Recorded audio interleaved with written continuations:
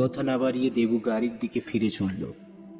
ঘর ঘরে সর্দি বসা গলাটা পিছন থেকে আরেকবার বলে উঠল, অত ঘুরে যেও না, এই পথ দিয়েই যাও।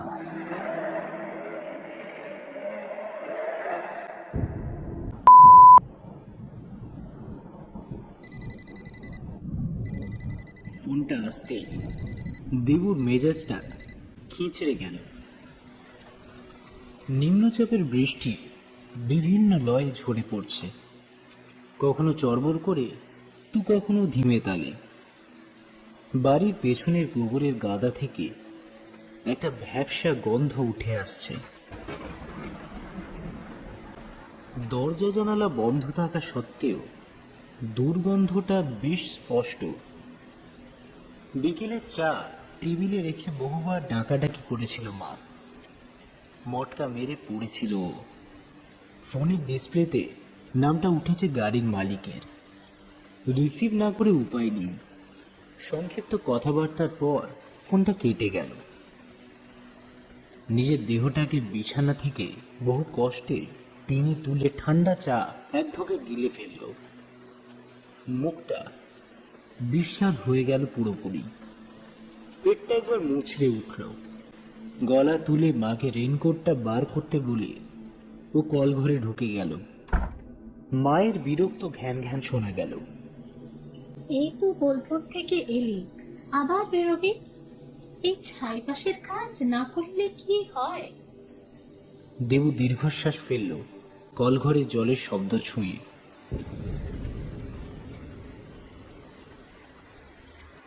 মারুতি অমনিটা রাজুদা চালাতে দিয়েছে বাবার নেওয়া লোনের টাকা শোধ করার জন্যই। বাবা মারা যাওয়ার পর সংসার সামলে টিনের চালা দেওয়া দুপুঠুরির ঘরটাও তুলতে পেরেছে রাজুদার সাহায্যেই। গাড়ি চালিয়ে যে সামান্য কিছু টাকা হাতে আসে তাই দিয়ে মা ছেলে সংসার চলে যায়।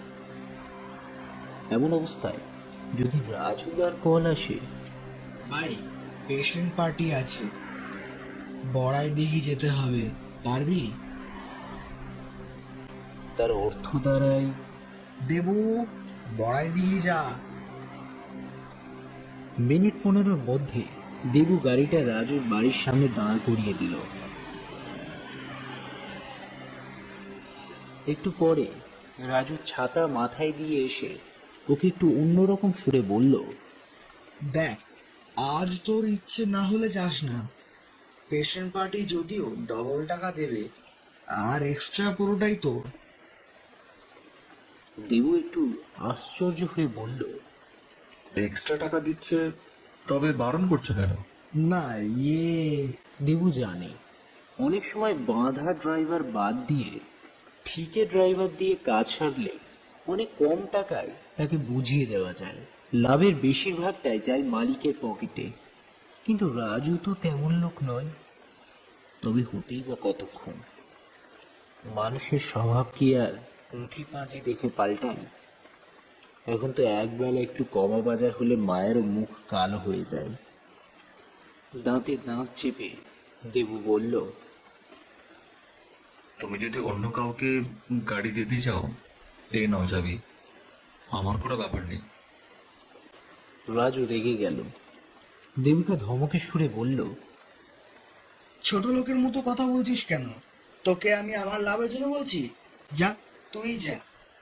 আসলে এই ওয়েদারে আমার নিজেরই বুকটা কেমন যেন ছ্যাক ছ্যাক করছে। যা, আমি তো আর তোর দাদা নই। মালিক হবার এই এক জ্বালা। বেশি কাজ দিলে অত্যাচারী, কম কাজ দিলে কিপটে। ছে, নে 500 টাকা রাখ, তেল ভরে হাওয়া দেখে নিস চাকার, কিন্তু ভালো করে। রাজু ছাতা মাথায় দিয়ে বাড়ির দিকে চলে গেল। বাড়ির সামনেটা নিচু, তাতে জল জমেছে। কাদা জলে বৃষ্টির ফোঁটা পড়ে বড় বড় বুদবুদ তৈরি হচ্ছে। একটা খোঁড়া ব্যাঙ জলে লাফিয়ে পড়েই ডুবে গেল। শুধু খসখসে কদাকার পিঠটা জেগে রইল। গাড়িটা স্টার্ট দিয়ে দেবু পেট্রোল পাম্পের দিকে রওনা দিল।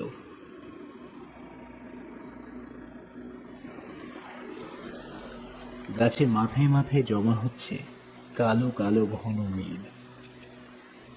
পেট্রোল পাম্প থেকে বেরিয়ে আসার পর বৃষ্টির বেগ বাড়ল। উইন্ডস্ক্রিনে ওয়াইপার চালিয়েও খুব একটা লাভ হচ্ছে না। বন্ধ কাচের ভেতরের দিকে একটা বড় গোবরে পোকা আটকে আছে। ফরফর করে উঠতে গিয়ে পড়ে যাচ্ছে বারবার। ভেজা কাচের শাঁসিতেও টিকে থাকতে পারছে না। জমে থাকা জলীয় বাষ্পে পিছলে যাচ্ছে। পিচ রাস্তার একদম বাঁদিক ঘেঁষে খুব আস্তে আস্তে গাড়ি চালাচ্ছিল দেবু। প্রচন্ড বৃষ্টির তোড়ে উল্টো দিক থেকে আসা গাড়িগুলোকে দেখা যাচ্ছে একদম সামনে আসার পর। তার উপর সংস্কারহীন রাস্তায় ফাটল গর্তের শেষ নেই। বড়াইদিঘির মোড়ে একটা মাত্র পুরনো বট গাছ, আর তার নিচে একটাই চায়ের দোকান। যে লাল মাটির রাস্তাটা পশ্চিম থেকে বড় রাস্তায় মিশেছে, সেটা এখন লাল জলের একটা ছোটখাটো নালায় পরিণত হয়েছে। গাড়ি নিয়ে সে পথে যাওয়া একেবারেই অসম্ভব। চায়ের দোকানটায় দুটো লোক বসে আছে। রেইনকোটের হুডটা মাথায় দিয়ে দেবু দোকানটার সামনে দৌড়ে গেল। একটা অ্যালুমিনিয়ামের পাত্রে সর পড়া চায়ে তলানি পড়ে আছে। উনুনের সামনে চাদর মুড়ি দিয়ে যে লোকটা বসে আছে, সেই বোধহয় দোকানের মালিক। ঘরের এক কোণে একটা ভাঙা কাঠের চেয়ার। বেশ বুড়ো মতো একটা লোক সেটাতে বসে জল জলে চোখে তাকিয়ে দেখছিল। দেবু দুজনের উদ্দেশ্যেই বলল, এ রাস্তায় তো গাড়ি যাবে না, অন্য কোন রাস্তায় বড়াই দিকে যাব? চাদর মুড়ি দেওয়া লোকটা দেবুর দিকে তাকালো। লোকটার চোখ দেখে মনে হলো তার ঘুম পেয়েছে। নিষ্পন্দ চোখে সে তাকিয়ে রইল। কিছুক্ষণ তাকিয়ে থেকে অদ্ভুত ঘর ঘরে সর্দি বসা গলায় বলল, এ রাস্তা ধরে আস্তে আস্তে যান, জল বেশি জমেনি, খামাখন্দ কম। অন্ধকারে বসে থাকা বুড়ো লোকটা একটু নড়ে চড়ে বসলো। বড়াই দিঘির উত্তর দিয়ে ঘুরে গেলে উঁচু পাকা সড়ক, 10 মিনিটে যাওয়া যায়। বড় রাস্তা ধরে 2 মিনিট গাড়ি চালিয়ে বাড়ি। দোকানি চোখ পাকিয়ে তাকালো বুড়োর দিকে। দেবুর কাটা শিরশির করে উঠল। এইসব নির্জন পথের মোড়ে চুপচাপ দোকানগুলোর সঙ্গে ছিনতাইবাজদের সাট থাকে। নইলে এমন জনমনুষ্যহীন রাস্তায় সাকুল্যে 10 কাপ চা হয়তো বিক্রি হয় না। চা বেচার আরে ওরা চোর ডাকাতের আর কাঠির কাজ করে। কথা না বাড়িয়ে দেবু গাড়ির দিকে ফিরে চলল। ঘর ঘরে সর্দি বসা গলাটা পিছন থেকে আরেকবার বলে উঠল, অত ঘুরে যেও না, এই পথ দিয়েই যাও।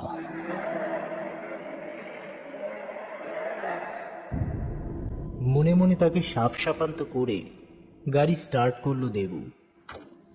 তারপর সোজা উত্তরে পাকা রাস্তা ধরে ছোটালো সবজেটে অগ্নিটা। বড় রাস্তাটা সোজা বর্ধমান যায়। সেটা ধরে মিনিট 7 যাওয়ার পর বাঁদিকে অপেক্ষাকৃত সংকীর্ণ একটা কালো পিচের রাস্তা বেঁকে গেছে। বড় রাস্তায় যেমন দুদিকে সোনাঝুরি, জারু, ইউক্যালিপটাসের সারি দেখা যাচ্ছিল, এই রাস্তাটা ধরতে গাছগুলো দৃশ্যপট থেকে মুছে গেল। দিগন্ত রেখার মধ্যে কোনো গাছ তো নেই। ফসলি আদৌ আছে কিনা বৃষ্টির তোড়ে বোঝা অসম্ভব। রাস্তার একদম কিনারা থেকে বুক অব্দি বড় বড় ঘাসের জমি শুরু হয়েছে বোঝা যায়। সেগুলোর মাথা কখনো নুয়ে পড়ছে কালো রাস্তার ওপর, কখনো বা বিপরীত দিকে। দু একটা কাজ বন্ধ গাড়ি উল্টো দিক থেকে ছুটে আসছে, বা মোটর বাইকও। এছাড়া অন্য কোনো জীবন্ত প্রাণীর চিহ্ন মাত্র নেই। মিনিট 2-3 যাওয়ার পর রাস্তার বাঁ দিকে ঘন সন্নিবিষ্ট কয়েকটা বড় বড় গাছ দেখতে পেল দেবু। শেওড়া, পাকুড়, চালতা মিলিয়ে আধ কাঠার মতো জায়গায় ঘন হয়ে গাছগুলো বড় হয়েছে। অদ্ভুত তাদের সন্নিবেশ। শুধু ওটুকু জায়গা ছাড়া আর কোথাও কোনো গাছ নেই। পথের বিপরীত দিকেও শূন্য প্রান্তরা বৃষ্টি। রাস্তার ঢাল বেয়ে যেখানে গাছগুলো শেষ হয়েছে সেখান থেকে দক্ষিণের দিগন্ত পর্যন্ত বিশাল এক জলাশয় দেখা যাচ্ছে। এমন পরিবেশ দেবু আগে কোনোদিন দেখেনি। আদিগন্ত শূন্য মাঠের মধ্যে বিশাল এক জলাশয় আর কয়েকটি মাত্র গাছ। আপনিই যেন গাড়িটা দাঁড়িয়ে গেল। বর্ষাতিটা মুখ পর্যন্ত টেনে গাড়ি থেকে নামলো দেবু। গাড়ির শব্দে এতক্ষণ যা বোঝা যায়নি তা হলো শুধুমাত্র বৃষ্টি ছাড়া দ্বিতীয় কোনো শব্দ নেই এখানে। গাছগুলো এক জায়গায় একে অপরের গায়ে ঠেস দিয়ে গুটিসুটি মেরে দাঁড়িয়ে আছে। গাছগুলো দাঁড়ানো দেখে দেবুর হঠাৎ কেন যেন মুরগির দোকানের মুরগিগুলোর কথা মনে পড়ল। গাছগুলো যেন একে অপরকে ঠেলে ঠেলে কোনো অদৃশ্য ভবিতব্যের দিকে ঠেলে দিতে চাইছে। পায়ে পায়ে গাছগুলোর দিকে এগিয়ে গেল দেবু। ও জানে এখানে ওর কোনো প্রয়োজন নেই, এখানে দেরি করার কোনো কারণও সে কাউকে দেখাতে পারবে না। তবু ওই মৃদু মৃদু দোল খাওয়া জলতল ঠেলাঠেলি করে জায়গা করে নিতে চাওয়া গাছগুলো তাকে দাঁড় করিয়ে রাখলো। আরো কয়েক পা এগিয়ে দেবু বাধা পেল। সামনে কিছু নেই, তবু বাধা পেল। প্রথমে নাক, তারপর বুক, কপাল, পিঠ অদৃশ্য কিছুতে আটকে যেতে লাগলো। কঠিন কিছু বাধা নয়, তবুও বাধা।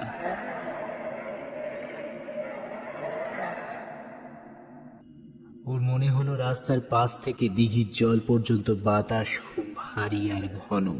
তাকে ভেদ করে এগিয়ে যাওয়া যায়, কিন্তু গতি আপনি কমে আসে।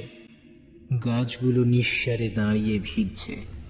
পাতাগুলো ডালপালা এমনভাবে দুলছে যেন তাদের দুলাও ওই ভারী হাওয়ায় দুলতে বেশ বাধা পাচ্ছে। একটা বড়সড় পাথরের ঠক্কর খেলো দেবু, কিন্তু পড়ে গেল না।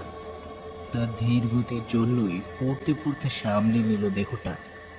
তখনই তার মনে পড়ল সে ভুল করছে। এই বিরাট জলাশয়ের তীরে শূন্যতায় সে বেমানান। এখানে তার কোনো দরকার নেই। তাকে এখনই গাড়ি চালিয়ে বড়াই দিঘি গ্রাম থেকে রুগিয়ে আনতে হবে। নিজেকে থামিয়ে পিছন ফিরতে দেবু বুঝল এ কাজটাও তাড়াহুড়ো করে হবে না। আসার মতো ফেরাটাও খুব আস্তেই হচ্ছে। আর ওর দেহের সঙ্গে বেশ কিছু অদৃশ্য ভারী হাওয়াও চলে আসছে গাড়ির দিকে। গাড়িটা দরজা খোলা অবস্থায় ভিজছে। ওর এমন হাঁটা দেখে গাড়িটি যেন দরজার হাঁ খুলে খুব অবাক হয়ে যাচ্ছে। ভারী হাওয়ার অংশটা পেরোতেই খুব জোরে সামনের দিকে ছিটকে গেল দেবু, এবং একই সঙ্গে কিছুটা ভারী হাওয়া ওর কানের পাশ দিয়ে ছুটে গিয়ে গাড়ির খোলা দরজায় আছড়ে পড়ল। দেবুর বুকটা কেঁপে উঠল স্বাভাবিক বায়ুমণ্ডলে ফিরে। এমন পরিস্থিতি তো স্বাভাবিক নয়। এমন অপার্থিব ব্যাপারের কথা সে কোনোদিন কারো মুখে শোনেও নি। প্রচণ্ড শক্ত স্নায়ু তার। বাবা মরা ছেলে, বেশ লড়াই করেই তাকে এত দূর পৌঁছতে হয়েছে। তবু শিরদাঁড়া শিরশির করে উঠল। বাকি দূরত্বটুকু দৌড়েই পার হয়ে গেল সে। দরজাটা বন্ধ করার ঠিক আগে একটা তীব্র গোঙানি কানে এলো তার। কেউ যেন দু হাতে নিজের গলা টিপে ধরে কাঁদছে। গাছগুলোর পাতায় একটা দুলুনি দেখা গেল। মাথা নাড়ছে তারা পাশাপাশি। দেবু গাড়ি ছেড়ে দিল। বড়াই দিঘি পৌঁছতে হবে, এবং খুব তাড়াতাড়ি। মিনিট পাঁচেকের বেশি লাগলো না পৌঁছতে। গ্রামে ঢোকার ঠিক আগে দক্ষিণ দিক থেকে লাল মাটির রাস্তাটা পিচের রাস্তায় এসে মিশেছে। দুটো লোক ছাতা মাথায় দিয়ে রাস্তাটা থেকে বেরিয়ে এসে খুব অবাক হয়ে দেবুর গাড়িটা দেখছিল। সিটগুলো ভিজে স্যাঁতস্যাঁতে, তাতেই যেন গাড়িটা একটু ভারী ভারী হয়েছে। একটা পলিস্তারা খোসা বাড়ির সামনে ছাতা মাথায় দিয়ে অনেকগুলো লোক দাঁড়িয়ে আছে, হাঁটু পর্যন্ত গুটিয়ে রাখা লুঙ্গি ফুল প্যান্ট। দেবু নামতেই একজন হন্তদন্ত হয়ে এগিয়ে এলো। প্রচণ্ড বৃষ্টিতে কথা শোনা যায় না, লোকটা ছাতা শুধু মুখ। দেবু মুখের খুব কাছে নিয়ে এসে বলল, সঙ্গে লোক এনেছেন কেন? দেবু প্রথমে কথাটা বুঝতে পারেনি। কথাটা বোধগম্য হওয়ার পর একটু বিরক্ত হলো। দেশাটিসে করেনি তো লোকটা। গাড়ির দরজা খুলে দিল। লোকটা ভেতরে উঁকি মেরে চুপচাপ হয়ে গেল একটু, তারপর কেমন একটা বোকাটে গলায় বলল, ও, মনে হলো পেছনের সিটে কে বসে আছে। যাই হোক, আমরা রুগী নিয়ে আসি, আপনি দাঁড়ান। দেবু তাড়াতাড়ি বলে উঠল, দাঁড়ান মশাই, আমিও যাব। পেশেন্ট পার্টির জন্য আমার গাড়িতে বড় পলিথিনের পোশাক আছে, ওটা পরিয়ে নিতে হবে, নইলে আপনারা সব ভিজিয়ে একসা করবেন। লোকটা ফিকে হাসল। সামনে সিটটা খুলে পোশাকটা বার করলো দেবী। রাজুদা এসব ব্যাপারে সবার চেয়ে আলাদা। ইতালি বেড়াতে গিয়ে নিয়ে এসেছে। ও দেশের রোগীদের দেহ এমনভাবে মুড়িয়ে নিয়ে যাওয়া হয়, বৃষ্টি কেন, তুষার ঝড় বালি ঝড়েও গায়ের টোকাটি লাগবে না। গাড়ি থেকে পলিথিনের পোশাকটা নিয়ে দেবু দেখল লোকটা তখন উঁকি ঝুঁকি মেরে গাড়ি ভেতরটা দেখছে। দেবু গলা তুলল, ও মশাই, রাত বাড়বে তো, চলুন। লোকটা চমকে উঠে একটু অন্যমনস্ক গলায় বলল, হ্যাঁ হ্যাঁ হ্যাঁ, চলুন চলুন। ভিড়ের মধ্যে থেকে দুটো লোক ওদের সঙ্গে একটা খুব পুরনো বাড়ির মধ্যে ঢুকল। প্রথম লোকটা আগে আগে যাচ্ছিল। উঠোন পার হয়ে কয়েক ধাপ অর্ধ গোলাকৃতি লাল সিঁড়ি, কোনগুলো ক্ষয়ে গেছে। দেবু সামনের লোকটাকে জিজ্ঞাসা করলো, পেশেন্ট কি হয় আপনার? লোকটা বলল, আমরা কেউই পরিতোষ বাবু কেউ হই না। আমি রমেন, পেছনের দুজন প্রণব আর শিবা। আমরা হলাম ছাড়া গরু, এই টুকটাক লোকের কাজে লাগে। পরিতোষ বাবুর ওই এক মেয়ে বিয়ে হয়ে গেছে, কেরালায় না কোথায় যেন থাকে। খবর পেয়েছে আস্তে আস্তে পরশু হয়ে যাবে। এত বড় বাড়িতে উনি একা থাকেন? আর এই সুস্থ সবল মানুষ, পাড়ার একটা মেয়ে মানুষ রান্না বান্না করে দিয়ে যায়। এই পরশুও ছেলেদের সঙ্গে উনি ফুটবল খেলেছেন। বলেন কি? শিবার বয়স কিছু কম, 30-এর এদিকে। সে বলে উঠল, একদম সত্যি, আমিও খেলেছি সঙ্গে। কি পাঞ্চ ওর পায়, না দেখলে বুঝবেন না। দেবু আশ্চর্য হয়ে বলল, সে মানুষ হঠাৎ বিছানায় পড়ে গেলেন? থমকে দাঁড়ালো রমেন। আরে হবেই হবেই, রাত করে বড়াই দিঘির পাশ দিয়ে বাইক চালিয়ে এসেছেন। কেউ তো আসে না, আর এলেও জ্যান্ত ফেরে না। উনি এসেছেন, তবে আশা খুব একটা নেই। শিকার তো বড়াই বাতাস ছাড়বে না। দেবু বুকের কাছে একটা হোঁচট খেল, নাক দিয়ে এক ফোঁটা জল গড়িয়ে পড়ল। দেওয়াল ধরে একটু সামলে নিল সে। প্রণব পিছন থেকে কাঁধে হাত দিয়ে বলল, মশাই, কি হলো? দেবু সামলে নিয়েছে। অনেক কষ্টে মনের ভাব গোপন করে বলল, রাত জাগা, বোলপুর থেকে দুপুরেই ফিরেছে, মাথাটা একটু ঘুরে উঠেছে। ও কিছু না, চলুন। বারান্দা আর একটা চৌকো মতো ঘর পার হয়ে ডান দিকের একটা ঘরে ঢুকলো রমেন। তার পিছনে দেবু। শিবা আর প্রণব বাইরেই দাঁড়িয়ে রইল। ঘরে একটা কাচের হ্যারিকেন জ্বলছে টিম টিম করে।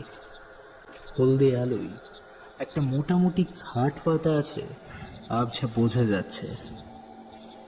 রমেন হঠাৎ দাঁড়িয়ে পড়ল। তীব্র শ্বাস টানার একটা শব্দ শোনা যাচ্ছে। দেবুও শুনেছে একটা পকেট টর্চ সবসময় সঙ্গে থাকে রাতে বেরোলে। আজ তাড়াতাড়ি আর খারাপ মেজাজ থাকায় আনতে ভুলে গেছে। রমেন দুপা এগিয়ে বলল, কেউ নরেনের মা, তুমি বাড়ি যাওনি এখনো? রমেনের কাঁধের উপর দিয়ে দেবু দেখল একটা মহিলা খাটের পাশে বসে ঝুঁকে পড়েছে। বিছানায় শোয়া লোকটির মাথা তাতে ঢাকা পড়ে গেছে, কিন্তু পায়ের আঙুলগুলো কাঁপতে কাঁপতে যে টান টান হয়ে আছে রমেনের নজরে না পড়লেও দেবু খেয়াল করল। একটু পিছিয়ে টিপিএর ওপর হ্যারিকেনটা তুলে আনতেই সেই মহিলা হন হন করে উল্টো দিকে দরজার কাছে চলে গেল। রমেন আবার ডাকলো, কে তুমি? ওদিকে যাচ্ছ কেন নরেনের মা? ঘোমটা টানা মূর্তিটা দরজা পার হয়ে খিড়কির বারান্দায় পড়ল। ঝোড়ো হাওয়ার একটা ঝাপটা ঘরে ঢুকে পড়ল সেদিক দিয়ে। কনকনে ঠান্ডা হাওয়া। সেদিক থেকে একটা কুকুর করুণ সুরে কোকিয়ে উঠল। রমেন সেদিকে যাওয়ার উপক্রম করতেই দেবু তাকে টেনে দাঁড় করালো। তারপর বিছানায় শোয়া লোকটির দিকে আঙুল দেখালো। রমেন আঁতকে উঠল। এ কি? শীর্ণ কঙ্কালসার যে মানুষটি শুয়ে আছে তার পক্ষে আর যাই হোক 2 দিন আগে ফুটবল খেলা সম্ভব নয়। চোখ দুটো ঠেলে বেরিয়ে আসছে, বুকটা হাঁপড়ের মতো ওঠানামা করছে, আর স্টিম ইঞ্জিনের শীষ দেওয়ার মতো শব্দ করে যতটা শ্বাস টেনে নিচ্ছে ফুসফুস থেকে তার 1% বেরিয়ে আসছে কিনা সন্দেহ। রমেনের চিৎকার শুনে বাকি দুজনও ঘরে এসে গিয়েছিল। তারাও বিস্ময়ে হতবাক হয়ে চাপা আর্তনাদ করে উঠল। বাইরে হাওয়া আর বৃষ্টির শব্দ বাড়ছে, ক্রমশ বাড়ছে রমেনের বিলাপও। ইনিয়ে বিনিয়ে সে একটানা বলে চলেছে, এই আধ ঘন্টা আগেও এত তাগড়াই লোকটাকে দেখে গেলাম। এই তো একটু আগে একদিনের ঝড়ে কেউ এমন হয়? দেবুরও আর নিজের স্নায়ুর ওপর নিয়ন্ত্রণ নেই। খুব কষ্টে সে কথাগুলো জড়ো করে বলল, এখনই নিয়ে চলুন, হয়তো বাঁচতেও পারেন। প্রণব আর শিবা অদ্ভুত নারী মূর্তিটি দেখেনি। একটু হলেও বেশি সাহস তাদের সঞ্চিত ছিল। ওরা পরিতোষবাবুর দেহটা পলিথিনের পোশাকে ঢুকিয়ে গলা অবধি চেনটা টেনে দিল। দেবুও হাত লাগালো। কিছুক্ষণের মধ্যেই পরিতোষবাবুকে দেবুর গাড়ির মাঝখানে শুইয়ে দেওয়া হলো। রমেন বসল দেবুর পাশে। শিবা পরিতোষবাবুর মাথাটা কোলে নিয়ে বসল। প্রণব সবার পেছনেই। গাড়ি স্টার্ট করলো দেবু। রমেন বলল, যে পথে এসেছেন সেই পথেই যেন যাবেন। পুরো একটু কুঁচকে ওর দিকে তাকিয়ে দেবু গাড়ি ছেড়ে দিল। ঝড়ের বেগে ডান দিকে লাল মাটির রাস্তাটা পার হয়ে যেতেই রমেন আর প্রণব একসঙ্গে চেঁচিয়ে উঠল, আরে এ কি করছেন? এদিকে যাচ্ছেন কেন? গাড়ি ছুটছে। দেবু আশ্চর্য হয়ে বলল, আপনিই তো বললেন যে পথে এসেছি সে পথেই যেতে। আর্তনাদ করে উঠেছে রমেন। আপনি এ পথে এসেছেন? গাড়ি ছুটছে। কেন? এ পথে কি? গাড়ির কাছে একটা মথ আছড়ে পড়ে চেপটে গেল। পরিতোষবাবুর শ্বাসের শব্দ আরো প্রবল হয়েছে। শিবা চিৎকার করে কেঁদে ফেলল। এই পথই তো পরাধীর পথ। ঘ্যাঁচ করে ব্রেক কষল দেবু। গাড়িটা দুবার প্রচন্ড ঝাঁকুনি খেয়ে দাঁড়িয়ে গেল। নিজের মুখ নিজে চেপে ধরেছে রমেন। হেডলাইটের আলো একটু তেরচা ভাবে পড়েছে দক্ষিণ দিকে। গাছগুলো দেখা যাচ্ছে, তারা কি একটু ছড়িয়ে ছিটিয়ে আছে? দেবুর সব মনে পড়ছে। নিথর জল, নিষ্পন্দ গাছের সারি, ভারী হাওয়া। গাড়ির ভেতরের আলো নিভিয়ে দিল দেবু, যেন নিজেদের লুকিয়ে ফেলতে চাইছে বাইরের দৃশ্য অদৃশ্য সব চোখ থেকে। একটা গোঙানি শোনা যাচ্ছে গাড়ির পেছনের সিট থেকে। প্রণব কাঁদছে অস্ফুট স্বরে। শিবা চুপ।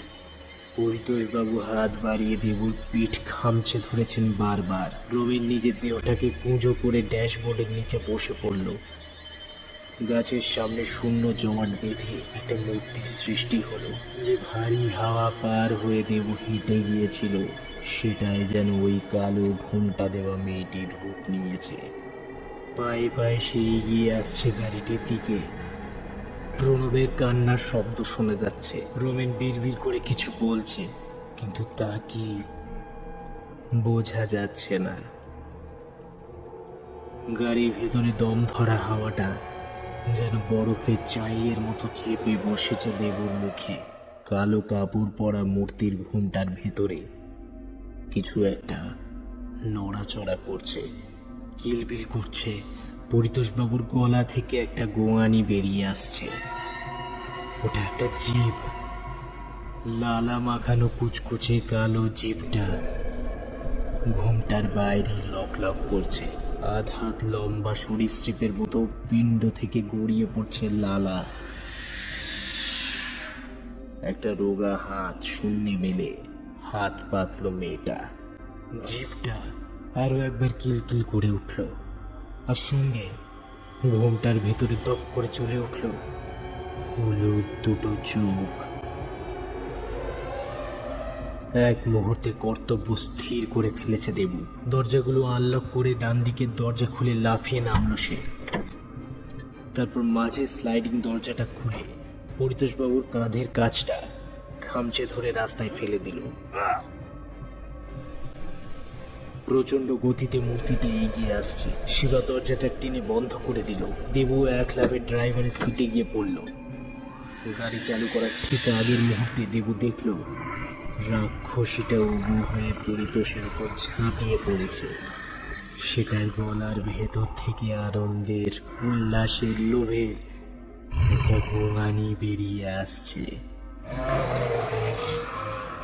বিকেলের জলাশয়ের দিক থেকে গাড়ির দিকে আসার সময় এই শব্দটাই শুনেছিল দেবু।